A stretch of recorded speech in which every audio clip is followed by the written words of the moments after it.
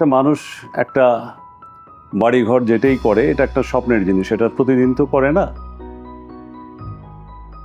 তো ওই স্বপ্নটাকে ধারণ করতে হয়, যিনি করেন তার ভিতরে এই স্বপ্নটা আমার, এই এই কাজটা আমাকে দিয়েছে, এটাকে নিজের স্বপ্নের মধ্যে নিয়ে সেইভাবে আন্তরিকতার সাথে করা যায়, তাহলে নিশ্চয়ই কাস্টমারের স্যাটিসফ্যাকশন দেওয়া যাবে।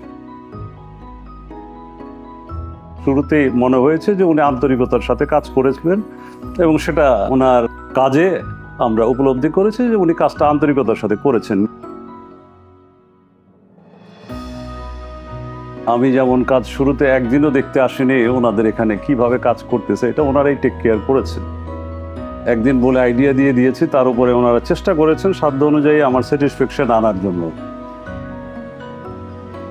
ওনাদের যে আন্তরিকতা ছিল এইটুকু উপলব্ধি করতে পেরেছি যে ওনারা আন্তরিকতার সাথে কাজটা করেছে এবং ঠিক সঠিক সময়ের মধ্যেই কাজটা হ্যান্ড ওভার করতে পেরেছে।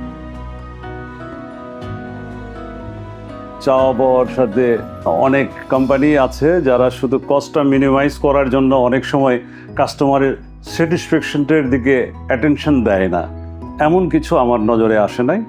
তাই আমি নিঃসন্দেহে বলতে পারি, কাউকে আমি যদি আমার কাছে রেফারেন্স চায় অবশ্যই আমি বলবো বিডি ইন্টেরিয়র তাদের নিষ্ঠার সাথে আন্তরিকতার সাথে কাজটা করেন, তাই তাকে দিয়ে কাজটা করানো যায়।